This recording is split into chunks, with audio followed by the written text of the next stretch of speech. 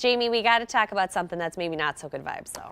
Well, we got to prepare. We have to be ready for it. Prepare for it. Monday could get pretty bad. Yeah, we'll wake up with some thunderstorms Monday morning, but really the big part of the show is going to be into those afternoon, early evening hour time frame right now, about 3 o'clock to 8 o'clock. Severe storms are looking very likely for Monday and for much of the region. We have an environment that's just favorable for it, and all the weather hazards are included. So that means we also include the possibility of some strong tornadoes. So you want to prepare now. You want to be ready for it because, again, when it's in the middle of the afternoon and everyone's headed off to work or headed off to school, there's not time to really react or plan. You got to have that plan in effect and ready to go. So do take those precautions right now. Know where you need to go in case you do have that tornado warning.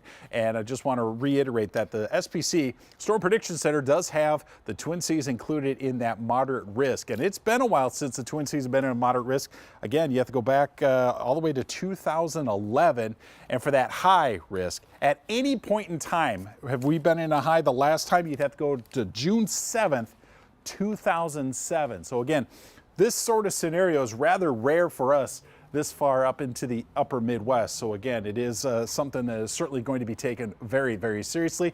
In the meantime, our beautiful day, well, it's still very nice out there, but the clouds are coming in from the west. There's some light rain out to the west as well. That's going to cool the temperatures off. And we've seen those temperatures cooling off in the Dakotas right now. Many of us are still hanging in to the low 60s, a few 50s scattered in as well. The winds, still a bit of a breeze from the southeast, good 5 to 15, upwards of 20 miles an hour like Alexandria right now. And we're expecting those winds to remain fairly light from the southeast, good 5 to 10 through the overnight hours. And through the overnight hours, also expecting that rain to continue to move through. And we'll take a look at the microcast for tonight. Again, not a whole lot of rain to speak of, but nonetheless, a few light showers primarily overnight. By about tomorrow morning, most of it looks like it'll be north of the I-94 corridor and exiting to the northeast. So it's not a washout and it's not rain throughout the day, but a hit or miss shower in the afternoon, not out of the question. Now let's move ahead to Sunday night because that's just the start of it. We're going to see